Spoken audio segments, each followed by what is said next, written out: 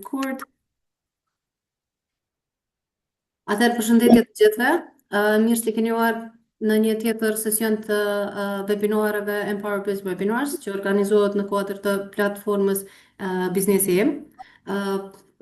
Platforma e cila është pjesë e shërbimeve të Kiesës. Këto sesione bëhen në kuadër të projektit Empower Enabling Income Generation for the Poor. Projekt ky i cili mbështetet prej agjencisë austriake për fillim edhe zbatohet nga ETSICS dhe Care International. Sot e kemi kënaqësinë që me pas me neve zonjën Laura Kryezeu, e cila është eksperte në zhvillimin e leadershipit edhe në fuqizimin e grave në biznes, me të cilën kemi me një trajtu një temë shumë e rëndësi për të gjitha gratë që udhëheqin ose synojnë me udhëheq biznesin në Kosovë. Zonja Laura, faleminderit që jeni këtu me ne. Për të gjithë të pranishmet, ju lutem nëse keni pyetje ose doni me jap koment gjatë prezantimit, ju kisha lut me ngre dorën dhe ju lejoj me pas fjalën ose mundeni me lënë në fund të prezantimit. Ju kujtoj që ky webinar pra është duke u inqizuar edhe pas përfundimit të webinarit mund ta gjeni në platformën Biznesi. Zonja Laura, faleminderit edhe një herë edhe fjala është për ty. Veç harrova me apo share screen. Qa. Faleminderit Anita shumë, mirë se ardhe gjitha pjesëmarrësve, shpresoj që ma shumë gra, se pak është vështirë në këto webinar se nuk po i shohim pjesëmarrësit direkt, mirë po shpresoj që kena me pas një bisedë interaktive. Kam pranësin domethënë me qenë pjesë e webinarit për udhëheqjen e grave në biznes ose fuqizimi i grave drejt leadershipit, mirë po sot do ta prezantoj një model i cila quhet udhëheqja nga brenda jashtë. Dhe dua të falenderoj gjithashtu organizatorët si ETSICS-in, INENGAP, ADCM, BCC, Kiesën, Care, besoj që është një grup shumë i madh i përkrahësve prominent për me fuqizu domethënë edhe udhëheqjen e grave në biznes. Pra, unë jam Laura Kryezeu, për ato që më njohin, profili jam profesional është i shumë llojshëm, mirë po një që vlet të theksohet është që diku për më tepër se 15 vite jam marrë me fuqizimin e leadershipin e grave përmes projektit Hope Fellowship dhe Transformation Leadership Project, dy projektet shumë të mëdha të përkrahura nga USAID në atë kohë dhe veçanërisht Hope Fellowship ka qenë një prej projekteve të cilat komponentën kryesore ka pas edhe exchange-in në Shtetet e Bashkuara të Amerikës, ku edhe thelbin kryesore ka pas leadershipin, sidomos ky leadership i cili e kemi quajtur leading inside out apo udhëheqja për brenda jashtë, për të cilën do të bisedojmë sot. Shkurt kështu një përmbledhje për çka kisha filluar me bisedu pak me prek pak historikun e problematikën e fuqizimit të grave në biznes, modelin patjetër modelin e udhëheqjes nga brenda jashtë, tri dimensionet e saj, aspektin e digitalizimit dhe marketingut dhe inteligjencës artificiale që është tani më e domosdoshme domethënë për një biznes të suksesshëm dhe do të kemi një reflektim fund edhe gjithashtu shpresoj që ta kemi një sesion pak a shumë interaktiv. Pra para se ta fillojmë, tani tash kishim shkuar një herë tek slajdi i tretë i bjen, do të pas slajdet me fotot ku e patëm se pak po duhet me pas kështu interakcion sa i përket slajdeve. Pra, pse është kaq e rëndësishme domethënë që gratë jenë pjesë e një leadershipit në biznes, sepse përfshirja atyre nuk është thjesht çështje e barazisë, është çështje e zhvillimit, domethënë shtetet të cilat nuk inkuadrojnë gratë në biznes apo në zhvillim thjesht e hupin një mundësi të tillë për zhvillim. Do të thonë në Kosovë edhe pse gratë përbëjnë afërsisht gjysmën e popullsisë, ato përfaqësohen shumë pak në sipërmarrje dhe në pozita udhëheqëse. Kjo përkthehet në një boshllëk të madh të pashfryzuar të kapacitetit ekonomik dhe inovativ të vendit. Dhe kështu që duke fuqizuar gratë përmes trajnimit, mentorimit dhe përkrahjes sistematike, pra përveç shëndimës individuale dhe fuqizimit të tyre, ne japim shtytje të mëdha dhe zhvillimit shoqëror dhe ekonomik në tërësi. Pra thjesht është një mundësi e humbur në qoftë nuk i kemi gratë të involvuara në gjithë këtë rrugtimin, ku tani më dhe teknologjia është pjesë shumë përbërëse të madhe e zhvillimit të bizneseve. Dhe mungesa e inkuadrimit, se numrat janë pak statistikat pak brengose, e një pjesës gjysmës së popullatës thjesht është një mundësi e humbur. Te slajdi tjetër kemi, pra pjesa historike dhe problematikës. Gratë në përgjithësi, e kanë pjesëmarrjen shumë të ulët në biznise, ose janë drejtuese të jo shumë numër i kënaqshëm i tyre në biznise. Statistikat tregojnë se shumica e bizniseve të cilat janë të udhëhequra nga burrat janë shpesh të regjistruara në emër të grave, që kjo nuk do të thotë që kemi një gjendje reale se ku qëndrojnë gratë dhe sa gra janë udhëheqëse të bizniseve. Dhe fatkeqësisht shumica e iniciativave të udhëhequra nga gratë ngecin në stadin e mikrobizneseve, pa strategji, pa arritje, pa ndikim të gjatë. Mos angazhimi i plot në biznes apo sipërmarrje do thotë humbje në inovacion, në diversitet, në zhvillim të qëndrueshëm gjatë gjithë kohës. Këto janë parametra të cilat edhe tek politikë përset janë shumë rëndësi që të miren parasysh, dhe natyrisht që numrat tregojnë që janë alarmant sa i përket mos përfaqësimit të grave. Kjo nuk është thjesht çështje statistikash, është një problem që ndikon drejt për drejt në zhvillimin ekonomik të vendit. Shumë gra sipërfaqe ndërmarrëse ngecin në nivelin të mikrobizneseve sepse nuk kanë shkatësi të zhvilluara mjaftueshëm, prandaj do të shkojmë te ky modeli të shohim se cili është ai rrugtimi drejt suksesit. Tek slajdi tjetër, gjithashtu është një problematikën të cilën kemi pas është nisja pastruese, shumë gra është më rëndësi ky konteksti historik dhe është i domosdoshëm për të vlerësuar sfidat aktuale të grave në udhëheqje, se pas luftës në Kosovë shumë gra e kanë sipërmarrjen si mënyrë për të siguruar të ardhmen dhe pavarësinë.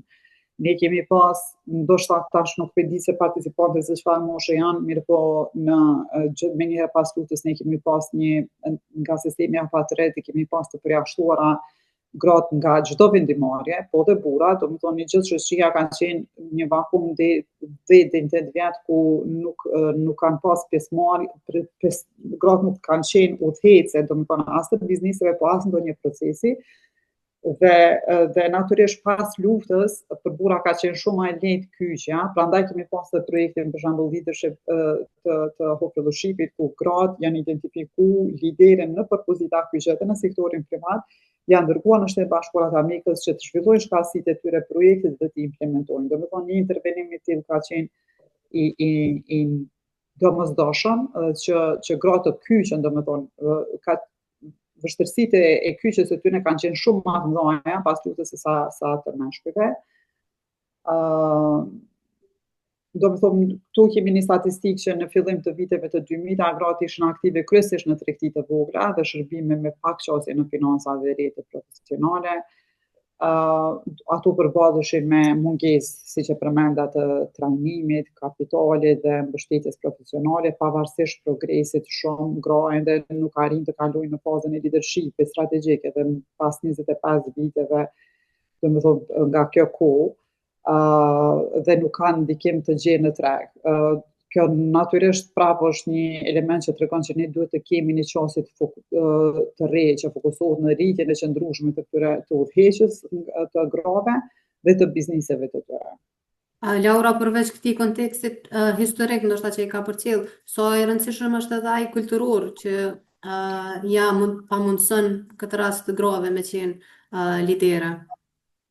Po, pjesa kulturore e kisha listë, se po më duket që po përmend për slajde, e kisha listë për shembull si pjesë kulturore duke filluar nga familjet tona, pjesa trashëgimiste përmendi, për shembull te qëllimi kryesor i modelit të leadershipit personal, për shembull është që gratë të vedisohen, të kenë vetbesim. Mirë, po nëse fillojnë nga familjet, tani kjo situatë ka ndryshuar pak edhe me intervenimet që kanë bërë shumë donatorë, USAID ka punuar shumë për shembull në pjesën e trashëgimisë, që të mos falet faktikisht, kur mendoj që kur një vajzë rritet në një familje që e din që aty je përkohësisht një, e dyta që nuk do ta kesh asnjë kolaterale, asnjë mundësi mbështetje financiare që ti të jesh e suksesshme apo ta shfrytëzosh ato që të jesh inovative apo ta kesh ndonjë biznes, natyrisht të gjitha këto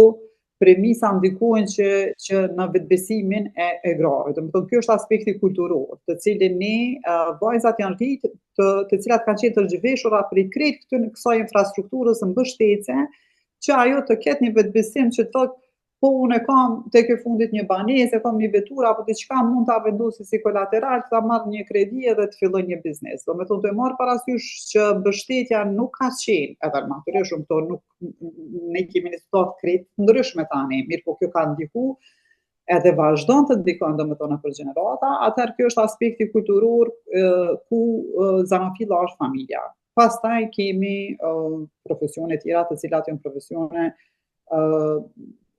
të cilat në mënyrë krijojnë stereotipe, se cilat biznese janë për gra dhe cilat nuk janë. Për shembull, unë jam pjesë përbërëse gjithashtu edhe jam bashkëthemeluese e WEM, që është Women in Energy and Mining, do të thënë gratë të cilat janë të involvuara në sektorin e energjisë dhe minerave, dhe besoj që në sektorin e energjisë deri vonë ka qenë në atë kuadrin e stereotipeve që për shembull sektori i energjisë nuk është sektori i cili gratë djoshën, për shkak të kushteve të cilat kanë punuar, për shkak të mundësive të cilat kanë qenë të punësimit në këto sektor. Këto të gjitha janë duke ndryshuar domethënë. Kisha shku në slajdin tjetër, këtu janë disa statistika kyçe, flasin qartë, pra gratë në Kosovë janë në një pozitë të nënpërfaqësuara dhe të kufizuara në sipërmarrje. Këtu e keni domethënë shifrat të cilat mundi pa në këtë slajd. Pjesa më e madhe e bizneseve të tyre janë të vogla, pa mundësi rritje të qëndrueshme, pronësia e bizneseve mbetet e dominuar nga burrat, siç e përmenda, ndërsa gratë kanë qasje të kufizuar në financim dhe mjete për zhvillim. Edhe pse ne kemi tani shumë pjesë të donatorëve të cilat do t'i përmendë dhe më vonë ndoshta ju ndihmojnë, që ndihmojnë sistemin bankar, prap kredit mbesin diçka oferta të cilat nuk janë të përballueshme për bizneset e grave. Do të thonë një statistika të tilla, jo që ndikojnë, do të thonë vetëm që ndikon në barazi, por edhe në zhvillim ekonomik, pra vetëm kjo është një mundësi, nuk është pjesa, kjo çështje diskriminuese thjesht nuk e paguajnë vetëm gratë, po e paguajnë një shoqëri jetare. Po në aspektin pozitiv, këto shifra gjithashtu tregojnë që këtu është një potencial i pashfrytzuar, sidomos tek vajzat e reja dhe gratë të cilat kanë potencial, domethënë ose ide kreative për zhvillim, për investim, apo e kanë kolateral për investim, po thjesht nuk kanë njohuri dhe rrugtim apo nuk e kanë atë ekosistemin, infrastrukturën përkrahase për me udhëzu ato se ku munden me investu dhe se si munden të rrisin, domethënë edhe të ardhurat e tyre.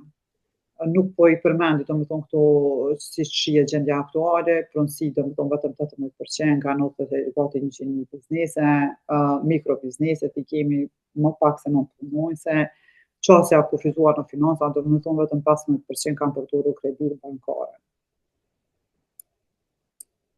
Tash tek roli i edukimit, kur krahasojmë Kosovën me vende tjera, shohim se sfidat nuk janë unike veç për Kosovë, por infrastruktura për të adresuar ato është më e dobët. Domethënë këto sfida i kanë gratë gjithmonë në botë, mirë po kanë infrastrukturë përkrahase për me adresu këto probleme. Në shumë vende të zhvilluara, edhe pse gratë përballen me sfida të ngjashme, ato edhe kanë qasje më të mirë në edukim dhe mjete të mbështetëse. Statistikat globale, domethënë se shihni këtu në slajd, tregojnë një rritje pozitive në pjesëmarrjen e grave në sipërmarrje. Vitin 2021-2025, domethënë kemi rritje diku 10%. Prej 2021-2025 dhe 2021-2023, më besoj që kjo statistikë është digitalizimi po të bëj shumë, domethënë dhe qasja në teknologji, sa i përket kësaj rritje. Po për të përkthyer gjithë domethënë këtë rritje apo këtë mundësi në potencial, rol kyç luan natyrisht edukimi, veçanërisht edukimi praktik, të cilën ne hasim gjatë implementimit të projekteve që kemi pasur gjatë gjithë kohës, në pengesa të tilla që domethënë apo në brejtje të tilla që teoria është prezente, mirë po edukimi praktik është shumë i madh. Pastaj mentorimi. Mentorimi është bë me anë të mbështetjes prapë të donatorëve, ka pas projekte të ndryshme të mentorimit, i cili ka treguar që është jashtëzakonisht besues, sepse për shembull në sistemet përpara të edukimit praktika ka qenë pjesë e domosdoshme, pastaj pas luftës ne këtë pjesën e praktikës nuk e kemi pas prezente, prandaj ka pas nevojë për intervenime të tilla nga komiteti ndërkombëtar që të kthejnë projekte të mentorimit, të cilat ja tregu të shumë të suksesshme dhe kyçe dhe përfundimtare ndikimi i jetës. Rrjedhimi është diçka që është pjesë përbërëse gjithashtu e zhvillimit të bizneseve të grave, mirë po edhe pjesës e edukimit, përmes të cilave mësojnë ato. Pra, duke marrë parasysh gjitha këto elemente në Kosovë, nevojitet një investim strategjik për të ndërtuar këto shtylla, pra për të arsimit formal, në mënyrë që të mbështeten gratë në çdo fazë të udhëtimit të tyre sipërmas. Pra, rol të rëndësishëm në këtë drejtim në Kosovë kanë luajtur gjithë donatorët, smuj pa atë cilin fatkeqësisht se kemi, po kanë pas komponentën e fuqizimit të grave në biznes dhe në gjitha sektorë si komponent të domosdoshme domethënë për gjitha projektet. WhatsApp.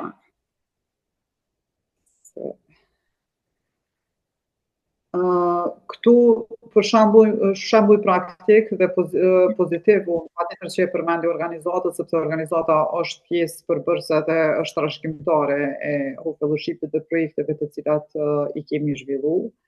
Mirë po mund të them që në shembuj frymëzues janë edhe shembuj tani më kemi jo tradicional si në ICT, energji, inovacion, të cilat i përmenda. Dhe të cilat janë online për trajnim, rrjedhim, ekspozim ndërkombëtar kështu me radhë, domethënë gjitha këto janë tani më gratë mund të kenë qasje, mirë po duhet të kenë njohuri të caktuara se si të kyçen dhe si të shfrytëzojnë domethënë këto mundësi. Po platforma kisha shfrytëzuar rastin mi po dhe pak marketing platformës tonë, është platformë që ofron qasje në vegla edhe mjetet që janë shumë përshtatshme për një ndërmarrje të re sidomos, po dhe me mësu ki webinare prej temave më të ndryshme që prekin biznesin. Konkretisht mundesh me në ratin e shtëpisë, kur do që ki kohë me nal, me çu edhe një herë platformë që e mundson fuqizimin e bizneseve në përgjithësi, po edhe grave në këtë rast një lehtësim në udhëheqjen e tyre. M'fal Laura, po u dash me përmend. Ne përmenda në fillim, domethënë për përhje, po qyteti më mirë platforma shumë mirë që e përmende, po besoj që do të kemi ndoshta edhe shkëmbim të njohurive edhe nga pjesëmarrësit, ndoshta kanë ndonjë platformë tjetër të cilat ju ka shërbyer atyre, po definitivisht është shumë rëndësi që të kemi njohuri rreth këtyre platformave.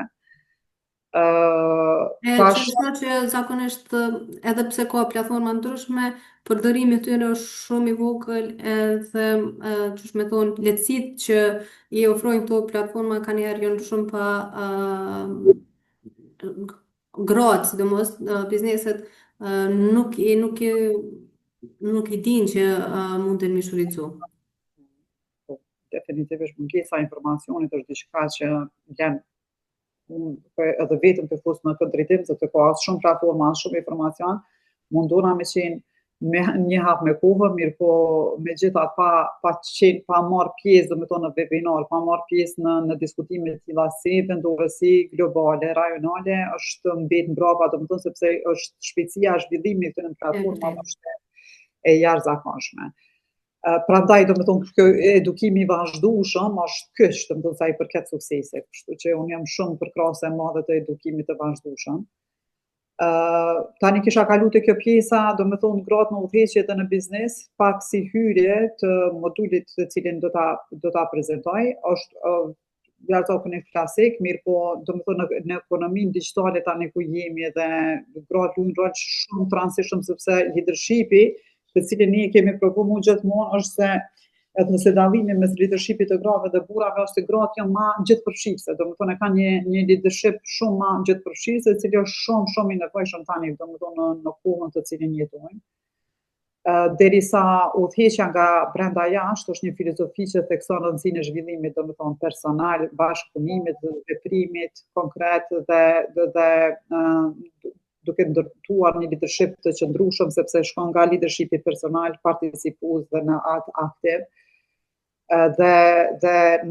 dhe një komponent tjetër e cila ndërlidhet domethënë me këtë model është edhe fuqizimi përmes praktikës. Domethënë ky model është bazuar edhe kemi zhvilluar në përvojën e praktikave që kemi pas me gratë në Ballkanin Perëndimor. Atëherë pa humbur kohë, se për shkak që minutazhin e kemi duke na hedh, atëherë pa humbur kohë fillojmë domethënë te modeli i LGC-s nga leadershipi nga brenda jashtë. Është pra një qasje gjithëpërfshirëse që niset nga vetja dhe përfundon në ndikime konkrete në komunitet dhe në ekonomi. Spari leadershipi fillon me udhëheqjen personale, përmirësimi i mundësive të cilat gjendet fuqizimi emocional, e cila ka të bëjë shumë me ndërtimin e vetbesimit, dhe rritjen e aftësive individuale. Domethënë kjo është ajo në cilën ne reflektojmë se ku gjendemi ne, se çfarë aftësi kemi, identifikimin e këtyre aftësive. Pastaj kalojmë tek udhëheqja pjesëmarrëse apo leadershipi pjesëmarrës, ku fuqia vjen nga rrjetet, partneritetet dhe bashkëpunimi. Kjo është domethënë kyçe për një sukses të një biznesi apo sukses personal gjithashtu. Mirëpo prej personalit ka shkojmë te pjesëmarrja. Dhe në fund udhëheqja aktive është vendi ku ndodh transformimi, domethënë aty ku idetë e potenciali kthehen në rezultate të prekshme. Dhe ky model synon të ndihmojë gratë të kalojnë nga ideja e ndikimit përmes një udhëheqje të bazuar në vetdije dhe në veprim, domethënë nga brenda jashtë, prandaj thirret moduli Inside Out. Dhe tre shtyllat pra e pat këto të cilat i përmendëm. Udhëheqja personale fokuson në zhvillimin e brendshëm, udhëheqja pjesëmarrëse, këto janë veç këto take away që po dojmë marr, ndërton rrjetet dhe bashkëpunimin dhe ajo aktive zbaton vizionin në praktikë. Tani do të shkojmë pak më tepër në për secilën shtyllë. Shtylla e parë është udhëheqja personale, është e bazuar në transformim. Thjesht karakteristike e udhëheqjes personale është transformimi. Përpara se të udhëheqim të tjerë, duhet të udhëheqim veten. Ky model domethënë nuk ekziston vetëm nuk është e aplikueshëm vetëm te gratë në biznes, po domethënë në gjitha sektorët është shumë e rëndësishme, por te gratë në biznes është pak më rëndësi sepse është, si më thon, një iniciativë, një risk i cili mirët, sidomos në rrethana të Kosovës, definitivisht kërkon shumë kurajo, të cilën unë ja adhuroj gratë të cilat hyjnë në sektorin privat. Pak kam provuar vetë, po tash secila e gjejmë me atë ndikimin se ku jemi më të afta, mirë po definitivisht në Kosovë është të vy një guxim i posaçëm që të futesh në biznes. Dhe natyrisht në këto rrethana kjo fillon domethënë me vetbesim. Kemi guxim, besojmë në potencialin tonë, pavarësisht pasigurive të cilat i kemi. Për shumë gra, sidomos në kontekstin e Kosovës, kjo nuk kupton të kalon pengesa të brendshme dhe të jashtme. Siç e përmenda, domethënë pengesat të brendshme janë edhe ato duke filluar nga familjet, specifikat që i përmendëm për trashëgimi. Pra udhëheqja nga brenda përfshin zhvillimin e aftësive të reja, domethënë sidomos gratë shumë shpesh duhet të jenë të identifikojnë cilat janë ato aftësi të cilat si kemi. Domethënë sidomos në botën sot ku i kemi gjithë këto platforma të cilat i përmendëm, të regjistrohen, të marrin njohuri breshka aftësi të cilat si kanë. Edhe unë vetë për vetin sa herë marr pjesë, na jemi të informuar, mirë por nuk do të thotë që i di. Kështu që çfarë do investimi që kemi në aftësi të reja është shumë i mirësuar, sidomos për gratë në biznes. Do të thonë shembuj ka të shumë që gratë kanë vendosur që të investojnë në vete përmes mentorimit, edukimit digital apo praktikave, ndryshimin ndodhi natyrshëm. Do të thonë është investim tepër i shpagueshëm sa i përket investimit në vete dhe njohurive të cilat i merr përmes edukimit jo formal, po edhe formal.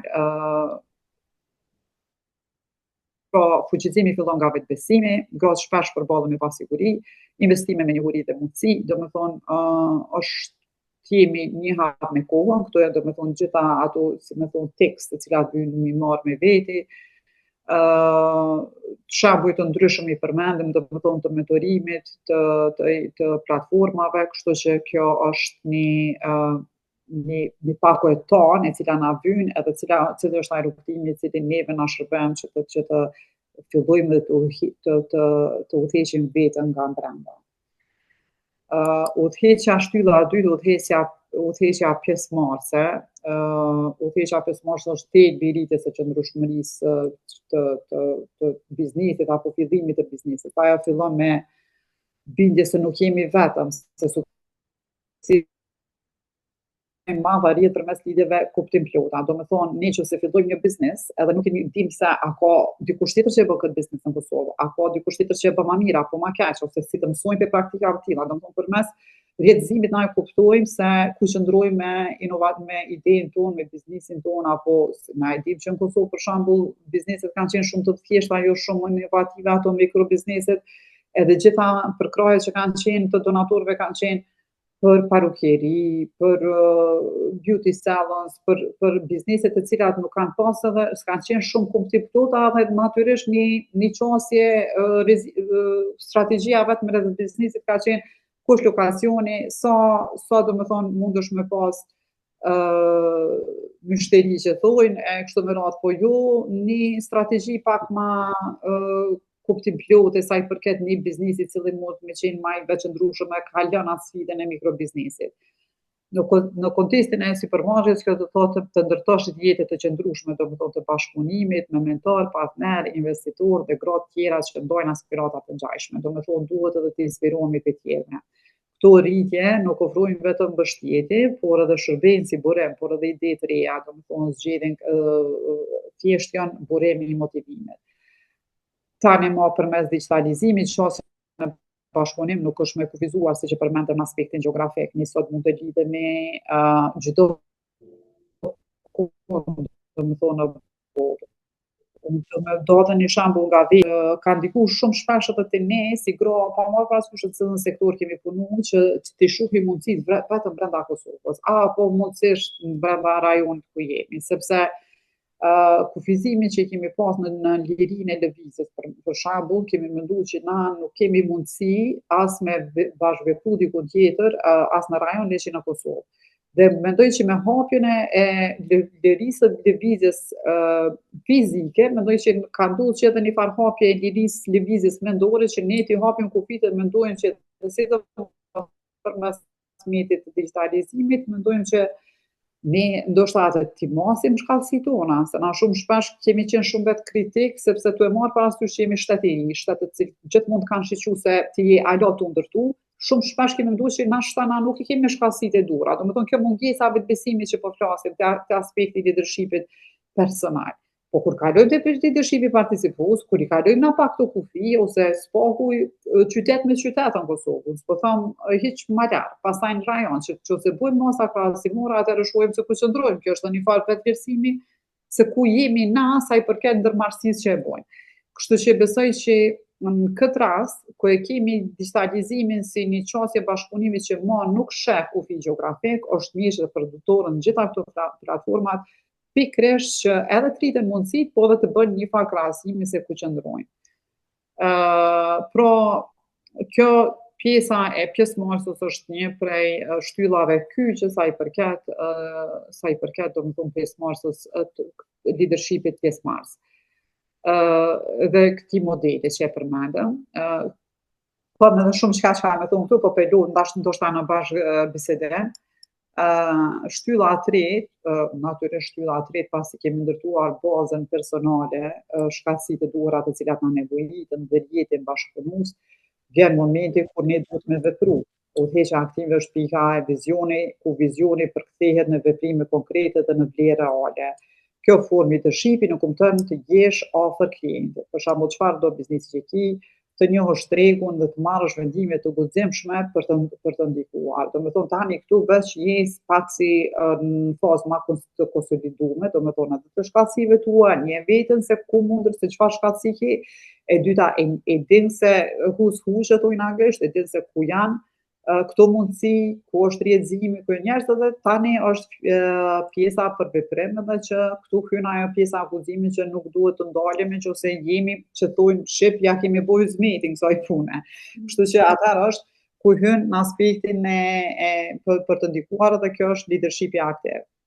Bazë përvojës, Laura, a mundesh me na tregu sa është përqindja e grave që nashta investojnë në dy shtyllat e para, po kur vjen koha, heqin dorë, vjen koha për me konkretizu idenë e tyre në biznesit ose me fillu udhëheqjen e biznesit, stepen ose heqin dorë prej idesë.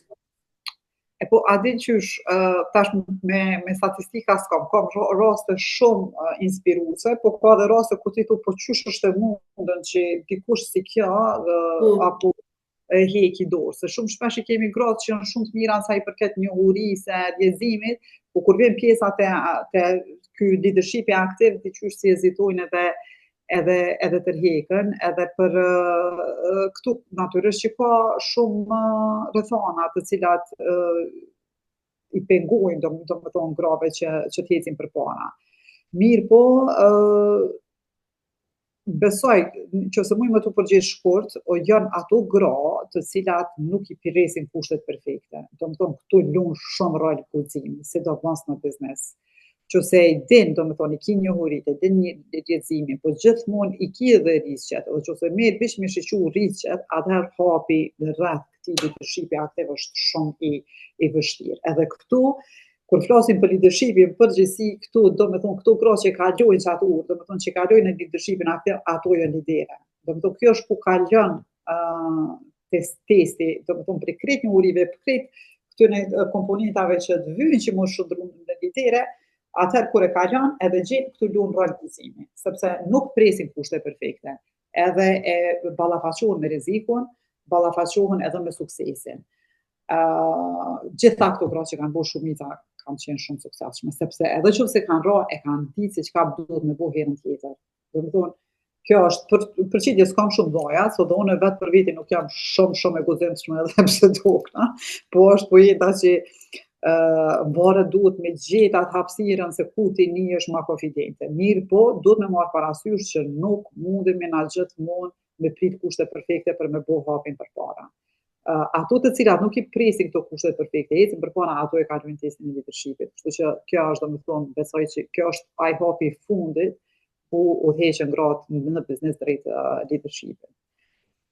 Dhe faleminderit shumë për pyetjen, se shumë pyetje e mirë, se është mesazh shumë i fortë edhe është ndoshta secila prej nesh mundin me gjetë edhe në jetën tonë të përditshme, ku mundin me gjetë krahasime të tilla. Ndonjëherë do gra duken që nuk janë shumë të zëshme, duken që nuk janë shumë aktive, mirë po e kalojnë këtë test. Po nis prej qësoj, ose prej disa shembujve që ndoshta më dolën kështu në mendje edhe thash qysh është që ajo e ki vetë besimin, e bën krejt udhëheqjen, po kur merr me fillu biznesin, dyqysh e kam pa plot raste që stepën edhe që po thu e din e thu shumë e zoja, i ka krejt kapacitetet, pse nuk po i bën? Është gjithë si pyetje e madhe. Po, është si pyetje e madhe, ka të bëjë shumë prapë me rrethin me rrethin e parë dhe dytë të leadershipit, sidomos me të parin. Gjithmonë ai rreth i parë është dominues, që ajo udhëheqja personale, domethënë sa kemi investu në vete në udhëheqjen personale, sepse ajo ta neutralizon guximin, domethënë mungesën e guximit. Edhe kur kemi udhëheqjen personale, kemi rrezimin, atëherë prandaj duhet me shku në për këto hapa që të kalohet kjo ura ma lehtë. Nëse si kemi këto hapa, është shumë vështirë. Domethënë kemi edhe raste kur nuk i ki ato hapa edhe që kalojnë qaturë dhe mundën me pas sukses. Ato se këto janë mënyra të ndryshme të cilat po për me garantu një sukses, besoj që një rrugtim i tillë e garanton suksesin shumë ma lehtë, po prapë tham, ne jetojmë në një vend ku nuk i kemi pas një strukturë, një infrastrukturë mbështetëse, domethënë sa i përket zhvillimit të këtij besimi, po gratë të cilat e kalojnë këtë test nuk presin kushte perfekte. Kjo është domethënë shumë e rëndësishme ta dinë. Këtu janë domethënë 3 shtyllat. Reagimi I shpejt, domethënë është gjithashtu një gjë e cila e karakterizon nuk është gjithmonë veç për fitim, sepse ka gra të cilat ndikojnë se nuk dojnë humbje, nuk dojnë fitimin, nuk dojnë edhe gratë dhe burra, domethënë për me kalu te leadershipi aktiv dojnë që shumë shpejt të shohin përfitimin e investimit të cilin e bojnë. Domethënë kjo nuk do të thotë që e kemi të garantuar. Zakonisht bizneset të cilat janë të qëndrueshme dhe që shndruhen në biznese të suksesshme nuk janë ato biznese që ne shohim në vitin e parë me njëherë, domethënë një marsh të fitimit shumë të madh. Po, viti I parë, nëse bëhet baza, themelimi I çatij biznesi I cili pak a shumë nuk ka humbje, atëherë mund të themi që jemi në pozitiv, apo jemi në rrugtim të duhur. Po kjo ka të bëjë domethënë gjithashtu edhe me qasjen, se shumë njerëz dojnë që t'i kenë përfitimet e menjëhershme, prandaj nuk rezultojë të kenë një biznes të qëndrueshëm apo të jenë udhëhec të mirë të bizneseve. Kështu që për të qenë udhëhecë të mira të bizneseve, patjetër duhet të shkojmë në këto etapa. Atëherë kisha kalu te pjesa e roli I digitalizimit, nëse ka ndonjë pyetje, mundemi tash me diskutu rreth këtij modeli apo e lojmë për më vonë, nuk e kam problem. Fjalën e kanë kurdo që duajmë pjesëmarrësit me ngri dorën, I japim çështje për me fol, kështu që ndihuni të lirë për gjithë ju që jeni aktiv, që ju e lojmë në fund. Okej, tash pra po kalojmë te roli I digitalizimit të gratë. Tash isha me një konferencë ku I bardhia bashkë me Banka për Biznesi kishin bënë një marrëveshje që suportohen domethënë gjitha bizneset në digitalizim, ishte një event jashtëzakonisht I mirë edhe besoj që këto bashkëdorëzime dhe këto mundësi tani janë në për plot platforma, po janë shumë të rëndësishme sepse jemi të jetuar në botën e digitalizimit, pra përmes digitalizimit shumë prej pengesave tradicionale mund të anashkalohen ose minimalizohen. Qasja në platforma të bankave, shitje online të edukimit, nuk është më një lukс si përpara. Domethënë përpara kemi thënë që se kisha pas këtë njohuri, kisha më bëu kështu. Tash është një domosdoshmëri që ju jepet mundësi grave, që të lëvizim më shpejt edhe në mënyrë më praktike rreth biznesit, po edhe qasja në këto burime. Në këtë mënyrë digitalizimi domethënë vepron si një barazues I fuqishëm, kur kombinohet me udhëheqjen nga brenda jashtë, teknologjia kthehet në një katalizator për rritje të qëndrueshme dhe të pavarur. Ky është momenti për të përfaqësuar potencialin çdo gru, domethënë të shfrytëzon gjitha mjetet të cilat janë për digitalizim. Këto janë disa katalizatorë që janë përmendur, domethënë ChatGPT është bë e paevitueshme për shumë gjëra, mirë po është një platformë që nëse din si me shfrytëzu, është mjaft një asistencë shumë e mirë për njerëz të cilët dinë se ku janë orientuar, se përndryshe është çështje për të gjithë, por nuk do të thotë që do të e shfrytëzojnë me sukses. Pra këtu unë I kom përmend vetëm disa prej tyre, mirë po këto janë shumë të gjëra, domethënë vjen një studim I tanë për me nxjerrë gjitha mundësitë dhe platformat të cilat janë digjitale, edhe tash kemi shumë gra dhe suksese siç e përmenda në fillim, të cilat janë në ICT, që janë jashtëzakonisht të suksesshme. Besoj që kemi biznese të cilat tani më janë recruiting businesses me platforma të ndryshme të cilat lidhen I kalojnë të kufit të tradicional siç e përmenda më herët, lidhen me botën globale dhe ofrojnë shërbime nga Kosova në forma të ndryshme, domethënë në shërbime të ndryshme. Këto janë platforma të cilat janë edhe shumë përfitimuese për gratë dhe për burrat të cilat mirën me këto. Domethënë digitalizimi është pjesë e më përbërëse edhe duhet të përqafohet. Nuk mund të jemi ne të anashkalohemi prej epokës në të cilin jemi, sepse veç vënohemi, domethënë nuk ka mundësi që mos të përdorim këtë mjet. Atëherë marketingu gjithashtu është në botën modele, marketingu është shumë I rëndësishëm, domethënë Ku e kom vrejt që marketingu është tepër i suksesshëm është kur është i lidhur me një tregim personal të biznesit. Do me thonë, gratë janë, si me thonë, tregueset më të mira të storjeve të biznesit, të cilat duhet mi pru ma afër klientit. Do me thonë, nuk kem nevojë të jemi kështu rigjid sa i përket storjeve tona, po gjitha ato bizneset të cilat di me tregu me shpreh apo me përçu tregimin e tyre të biznesit. Qoftë ajo dhe sfida, dhe ideja, dhe inovacioni janë shumë të mirësohura sa i përket marketingut. Do me thonë, autenticiteti është kyç, do me thonë, është qelsi i suksesit të marketingut. Kur një biznes pasqyron bindjen dhe historinë personale të themelusit, klienti nuk mundet me qenë i përjashtuar, do me thonë, e bën pjesë përbërëse, do me thonë, të përjetimit. Kështu që mjetet digjitale kanë bërë këtë më të lehtë se kur. Ne e patëm një fol shumë interesant sa i përket marketingut dhe digitalizimit kroat, ndoshta më i mendoj më vonë edhe emrin e tij, ku suksesi i tij ishte rritur të i përdor platforma digjitale, jo vetëm këto pasive, të cilat i përdorim na, për shembull Instagram e kështu, po besoj këtu ku janë storytelling.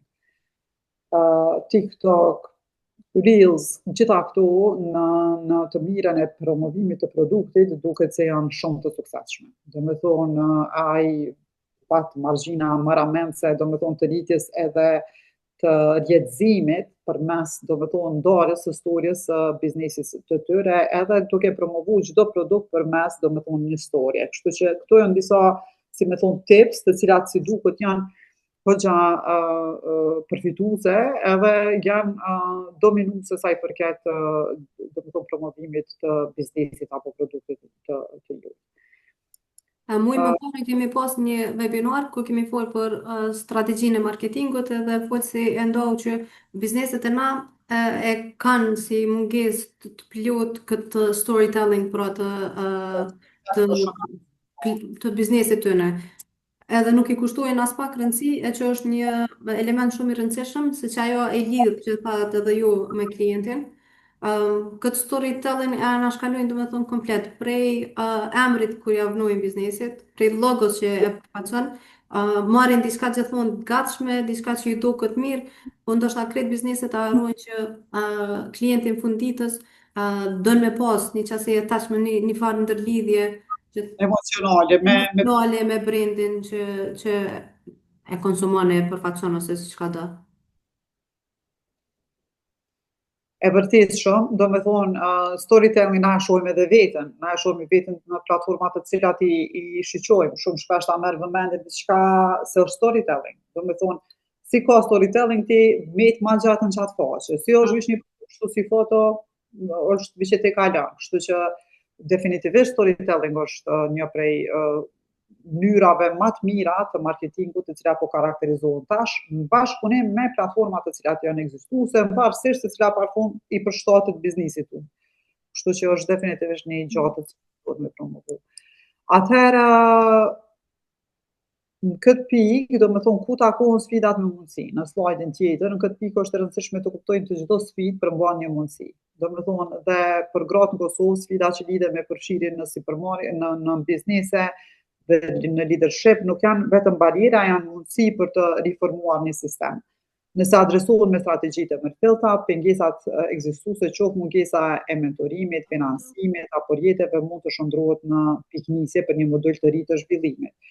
Këtu kemi shumë përpjekje të cilat mujmë ndo edhe të cilat kemi qenë pjesë përbërëse nga aspektit tash themi nga e shoqërisë civile, se projektet dhe të shoqërisë civile që kemi pas kanë qenë shumë ngushtë lidhura do me thonë në aspektin ekonomik. Se ciksi tash që e bën këtë, do me thonë se na në aspektin e politikave kemi marrë shumë iniciativa për mi adresu, do me thonë, shumë këto pengesat të cilat kanë qenë pengesa le të themi institucionale, infrastrukturore.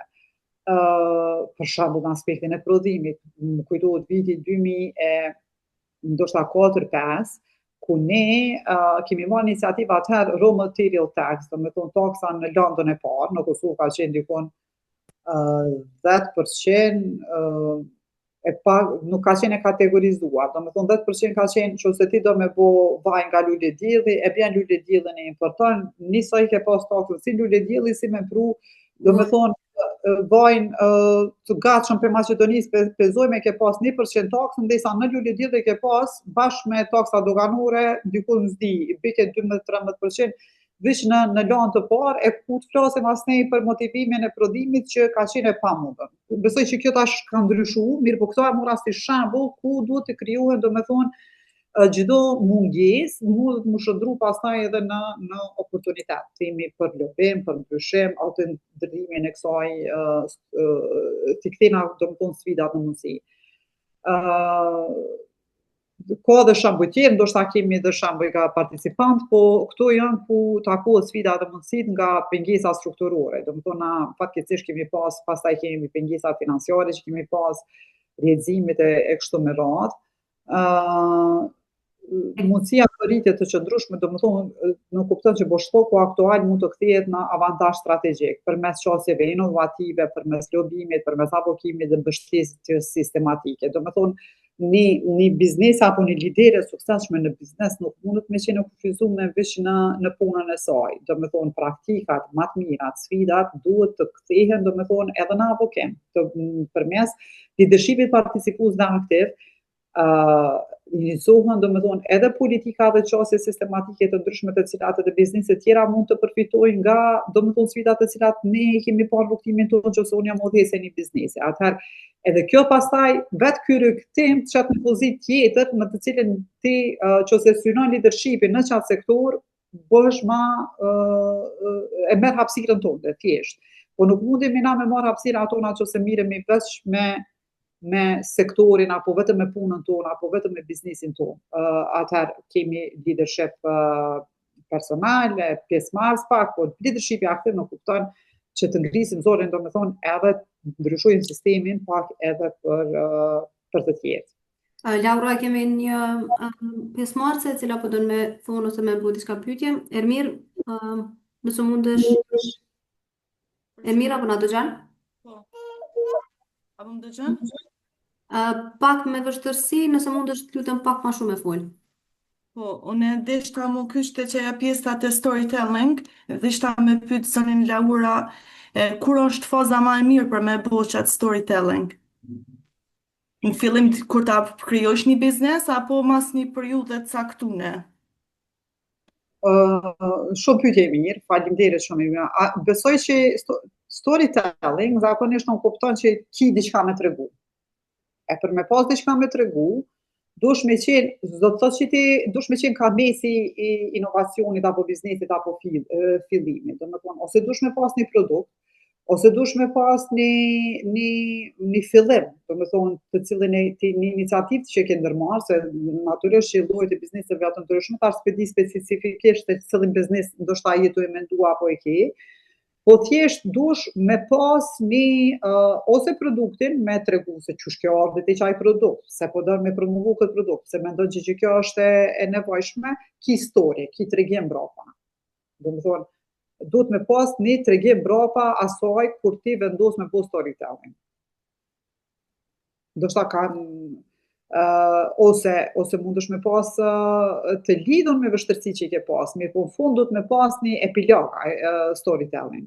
Sepse nëse ti e fillon në fillim, ti vishtu unë kam dëshirë kështu ashtu, po ti duhesh me shty, duhesh me pas një referencë faktikisht në biznesin tënd, me thonë kam fillu që 6 muaj, kjo çka do të Po fiks që 6 muaj e kam fillu një biznes, edhe që to mendova se kam një biznes e kam një biznes tjetër, po këtë tjetërin që e kam fillu, po kam që pak me shfaq ma shumë, se e kam në Prizren, e kam një sallë të vogël për eventet fëmijëve kryesisht, do me thënë diku deri 50 persona e kam sallën, edhe që ta dashta pakës me ditë a është mirë tash me bo një storytelling se e kom pas në mendja, apo është mirë një herë me lona edhe pak një kohë ta këqyrëm që po shkon, s'po di. Se dhe biznesin tjetër që e kam që 7 vjetë nuk kom bo asnjëherë storytelling, po mirë, ai tjetëri më shkon shumë mirë. Okej. Që se shkon shumë mirë, atëherë ke bo punë të mirë.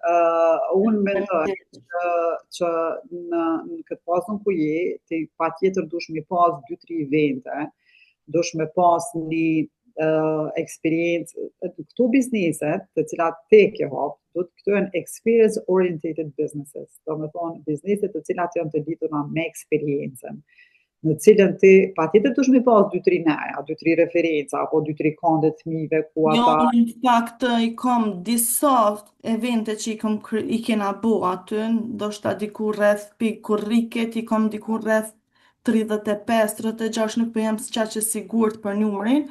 Kam dhe me thënë edhe njerëz që feedbackin e kanë krejt, nuk muj me thënë krejt, veç 99% e kanë feedbackin e mirë që kin kalu mirë në atë pjesën që e kom organizu. Po, atëherë ti, që se ki diçka specifike, një aktivitet specifik që të mi të bojnë, një hapësirë specifike, atëherë ti ki referencë, mundesh me marrë, do me thonë një montazher të mira, dikur që dhe me të storjet, edhe të cilat ti e ki një feedback, do me thonë ka një musafir, një aktivitet vizual, i cili qëndron pak ma ndryshës të tjerë, edhe e bën një storytelling të ndonë, edhe kjo mundet me qenë diçka se shumë nana dojnë me festu ditëlindje, nuk e din ku, hapësira, tash ma kur s'po bën kur gjë në për shtëpia, atëherë thonë okej, këtu ku ka dhe fëmijë shumë ku ka më interesant se nuk ka diçka duhet me qenë më spikatën se dikun tjetër, edhe e krijon storyn. Po, në fakt vetëm është më pak më i veçantë se në Prizren nuk kena diçka shumë, se kum pas, dhe më thënë, jem nisë për i fëmijëve të mi që s'kum pas kum jo festu ditëlindjen. Edhe prej aty, do me thënë, ja kum fillu si ide të re, bashkë me bashkëshortin, edhe ja kena një se kena bo. Është fakt që qashtu është se nuk kanë vende ku për me festu ditëlindjen edhe kena do çmime shumë të mira. Ajo, qëre, të ky rast, të e ki historikën, do me thonë, ku o problematika? Problematika është që në komunitetin jup në Prizren nuk ka pas shumë hapësirat të tilla, prandaj ti ke vendosur edhe qatë storyn tonë personale, edhe ku, çka ju ofron, pse këtu është ma mirë, pse është ma, çfarë eksperiencë kanë me pas, eksperienca është shumë e rëndësishme, do me thonë, edhe e paketon, do me thonë, këtë video në apo storytelling tonë. Okej, faleminderit shumë, se në javën tjetër vetëm e kum thirrë të videos që kam e bo se kom ditëlindjen e vajzës, edhe vetëm desh ta dim pak ma shumë më kon pak ma profesionale nga që ky aspekti storytelling. Po vjen që se kena mujt me të ndihmu pak më të rritë. Faleminderit shumë. Jo, këtë pjesën për me hi edhe vetë me bo storytelling të që kjo nuk e kum pas mendu, e tash diqysh u binda pak ma shumë. Shumë mirë, shumë mirë. Faleminderit shumë. Ermira. Faleminderit. E kam edhe 2 slajda me rëndësi, të cilat po du mi përfaqësue, pastaj ndoshta se shumë u zgjatën, mirë po këtu nuk kam nevojë me zgjatë shumë, mirë po vish po du me tregu se cilat janë mundësitë dhe ndoshta mandej mundër mundo, do me thonë edhe me juve këto informata, do me thonë financimi për bizneset në pronësi të grave, e keni disa në këtë slajd që mundeni me pa, do me thonë kredi bankare, që se filloj me kredit bankare, gjitha bankat gati se kanë Women in Business këtë WIB-in, pjesë komponent që kanë bashkëpunu, do me thonë me donator tjerë, këtu i keni edhe informacionet se kusht, do me thonë i keni edhe Raiffeisen Bank, që jep dikon prej 3.000 deri në 50.000 euro grant, deri në 35.000 duket garanci, do me thonë afatet edhe 4 muaj, e kështu me radhë, këtu mundi mi marrë do me thonë informacionit atje pak ma kështu detajisht. Te banka Women Entrepreneur Program, kreditet e dekora për grasi për marse, startup businesses dhe ato të ekzistuse, kushtet preferenciale duket që janë raste pa hipotekë dhe impërsime interesit dhe në 10%, për pagesa të rregullta, IBRD-ja Women, do me thonë këtë WIB-in, Women in Business, përmes bankave lokale, linja kreditore, në LB Prishtina ka marrë mjetën nga WIB-i për me ndihmu ndihmë teknike në financim edhe nga Suedia, për si përmarset, pastaj kemi IBRD-in të gradet 10 milion për ProCredit Bank të ngrin SMEs, Kiesa dihet që është gjithashtu suportuese e këtij webinari, skema mbështese për SME, do me thonë, mendoj që thirrjet janë periodike, aplikimi zakonisht më duket që bëhet përmes i Kosova, këtu i dinë më mirë ndoshta organizatorët. Pastaj i kemi Bjardin EU, të cilat janë pak më kombinojnë domethënë kredi dhe grante bonuse të BE-s përmes bankave lokale, këto e përmendën, IFC-ja, me Tebin, pra një këshill i kisha dhënë që kur fletni me bankën, pyetni nëse produkti përdor për shembull vlidin, a ka ndonjë bashkëpunim të Women in Business, domethënë me bankat, si edhe me bankën kreditore të Kosovës, kështu që mundeni me fundin e garancisë kreditore të Kosovës, edhe me IBRD.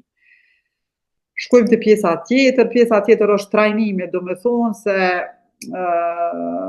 këshilla, aftësim, keni mundësi domethënë keni platforma të cilat Kjesa është një prej tyre, administrata tatimore gjithashtu ka edukim për tatim pagust, qofse domethënë se ka shumë gra të cilat nuk e dinë, po ju se ka shumë dokumentacion, shumë administrat për me nxjerrë një biznes, mundi me marrë pjesë në këto trajnime për me pa se çfarë obligime tatimore keni, se këtu zakonisht janë gjithashtu edhe një farë brenge, po më pasysh që ne kemi njerëz të cilët kur hap biznesi i angazhon, po për me qenë lidere e cila e një biznesin tonë, din se çfarë janë obligimet e tua, duhet ta kesh një uri bazike, domethënë sa i përket obligimeve tatimore gjithashtu. Donatorët ekzistues janë prapë thomi BRD-ja përmes Women in Business, kemi përveç bashkëpunimit me banka, domethënë ka edhe këshillim seminare, financimit këshilla për biznese, mentorim dhe trajnim. Ka plot organizata, Help Kosova për shembull ka pas gjithashtu një donacion që ka bler mjete për gra, deri vazhdon me pas. Pastaj unë bashkëpunim kom pas për shembull dhe me Shierën e Gjakovës, kjo ofron domethënë trajnime, mentorim, mbështetje të projekteve përmes gizit e kështu me radhë. Jetë Gjakova, trajnime për sipërmarrje të grave, KSDF-ja ka qenë për shembull Access to Finance, nuk e di është më një e USAID-it, pastaj Academy for Women Entrepreneurs, është programi i ambasadës amerikane, e kështu me radhë. Domethënë këto janë vetëm disa prej tyre mundësive, se e pata si të nevojshme m'ju tregu se ku janë pa këto mundësi, ku janë këto platforma, vizitoni bankat, pasi bisedoni me ta, shishoni a keni nevojë dhe çfarë kushte ju japin këto kredi, po këto definitivisht hyjnë në pjesën e infrastrukturës përkrahase. Edhe tash, po m'duket që kena një 5 minuta, veç prap tham një pyetje, domethënë një reflektim se te ky moduli udhëheqjes të zënë e prezantova, udhëheqja personale, pjesëmarrëse aktive, domethënë në këtë fazë të prezantimit, domethënë cila është nga këto 3 shtyllat leadershipit, ku e karakterizon, ku gjendeni ju? Edhe cilën mendoni që duhet me përforcu më tepër? Kjo është një pyetje e hapur, nëse mundem i marrë 2-3 pyetje, kjo është qenë mirë. Po i inkurajojmë kështu gratë që kemi pjesëmarrëse, nëse mundet me ndo përvojën në jona prej tëne, ose me reflektuar që të thotë edhe qofse s'keni ndonjë pyetje tani, se edhe ku është shumë e shkurtë, mendoni, reflektoni në këtë model. Mendoni në udhëheqje personale, pjesëmarrëse dhe aktive, se ku jeni dhe ku doni me investu për vitin. Atë edhe kesh të thonë se jo bashkë për momentin, ndoshta në të shërbej që ky webinar si një reflektim i mbrëmshëm i juaj me pa se ku gjendeni. E kemi një pyetje, po më thotë në chat. Po, këtu. Agrana, mundesh lutem se nuk po mundam i pa. Në chat s'po e shoh ason. Po më dëgjoni? Po, Agran? Është një pyetje në chat, Gabriel Tamalota, e cila thot përshëndetje, doja të bëja një pyetje, e përmendet çastin digjitale të bizneseve në platforma të ndryshme. A mendoni që është si një lloj pengese, mënyra e pagesa për sipërmarrësit e rinj në Kosovë? Për shembull, nëse dëshiron të shesësh me shit produkte në shërbime qoftë fizike, qoftë digjitale në vendet e jashtme, disa nga mënyrat e pagesave nuk funksionojnë në Kosovë për ta bërë pagesa nga shtetet tjera. A ke ndonjë këshill rreth kësaj pjese pasi që shumë gra pasi mund të kenë vetbesimin të fillojnë një supermarrje, por që e kanë si pengesë atë pjesën. A me dëgju kësaj? Po e dëgjova shumë mirë, o ka qenë një prej iniciativat të cilat e kemi pas inicu para 2-3 vjetëve, sidomos në këto platformat eBay, në platformat të cilat janë shumë të mëdha ekonomike, e-commerce platforms, të cilat Kosova nuk është pjesëmarrëse.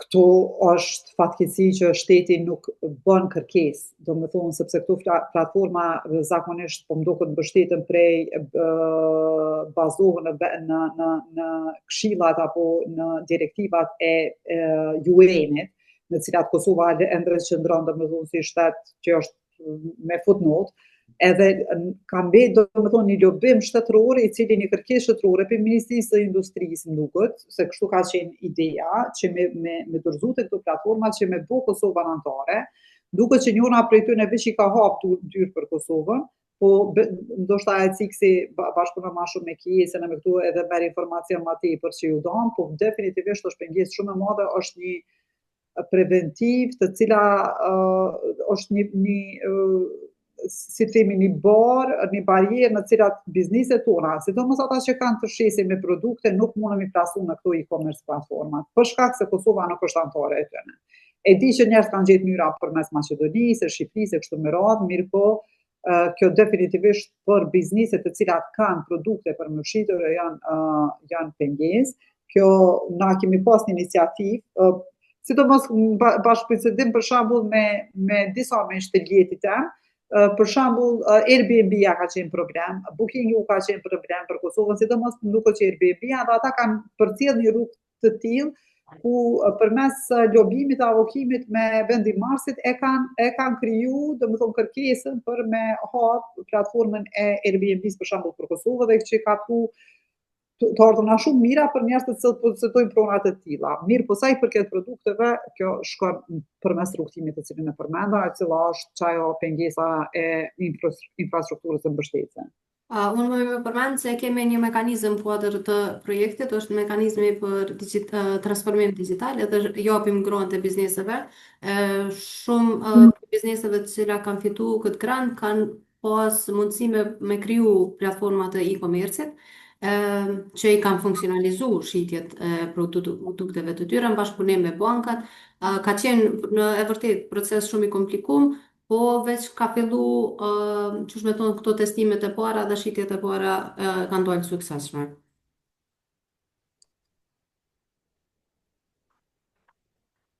Faleminderit shumë se e disha që po mungon çaj informacion, po është pengesë infrastrukturës ligjore. Nëse s'ka diçka tjetër, na veç që kemi kalu kohën e parapame për këtë webinar. Unë ju kisha falenderu gjithë pjesëmarrësit që kanë bashkë me neve, për atyre që kanë aktiv me pyetje. Falenderim shumë i veçantë për juve zonja Kryoziu që ndohet kohën edhe u përkushtut për këtë webinar. Nëse s'ki diçka tjetër, fjala fundit për juve. Faleminderit shumë, faleminderit gjithë pjesëmarrësve dhe organizatorëve. Besoj që kombujt me ndonë ndoshta një njohuri me juve, uroj që sa më shumë të reflektoni, sidomos ta shfrytëzoni këtë model të cilin e ndova me ju që të reflektoni se ku qëndroni, cila është ato, cili është intervenimi që duhet ta bëni si në veti, në rrjedhim dhe në aktivizimin e juve si lidera dhe shpresojmë që të shihemi prapë. Faleminderit shumë. Krejt për fund se një informat me rëndësi që harrova me t'regu. Ky webinar është regjistru, së shpejti ndohet në platformën Biznesem, e kemi edhe një dorë apo jo, ndoshta gabim. Ky webinar ndohet në platformën Biznesem edhe mandej mundeni kurdo që keni kohë me ndohem me tjerët ose me rishiqu edhe një herë webinarin. Faleminderit shumë. Gjithatë mirë. Faleminderit gjithëve, nuk pafshim.